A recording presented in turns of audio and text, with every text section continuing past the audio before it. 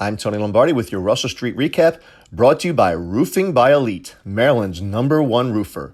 Mention Hollywood when you call Roofing by Elite and get 15% off any job.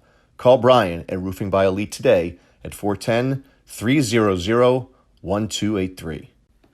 It has been well over a year since I've been a guest on 105.7 The Fan. I was a weekly regular with Scott Garceau and Jeremy Kahn, and a frequent contributor to the Morning Drive show with Rob Long and Ed Norris.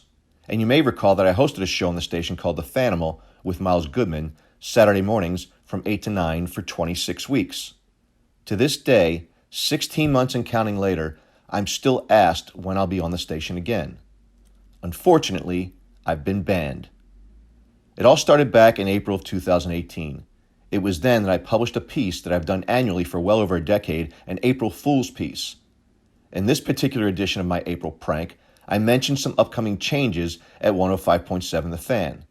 The parties mentioned in the ruse were not offended, and after speaking to a couple of them, they thought the joke was funny, and of course, that was my intent. The station's suits didn't think so. So to punish me for a prank that was on our website, a prank that I've done for years and has included the station before, I was put on timeout. I wasn't allowed to be a 105.7 The Fan guest until further notice. Now you can probably imagine how petty I thought that decision was. Making matters worse, I was just about to renew my 26-week agreement with the station to continue as a brokered programmer. For those who don't know what that means, a brokered programmer pays for a time slot and hopefully offsets those costs with advertising dollars. I was charged $750 an hour for the show. $750 an hour. Do the math. Now there I was, an unpaid contributor to the station for years, someone who back in 2007 paid an extraordinary amount of money to produce the Bart Scott Show on the station before it became The Fan, and was again a customer of the station, summarily dismissed for an April Fool's joke on Russell Street Report.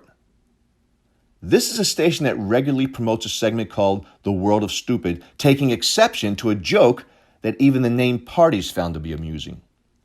It was then that I decided not to renew with the station for the 26 weeks. It was then that I knew that years of a mutually beneficial relationship with that station had sadly ended. Where I live, you don't treat customers that way.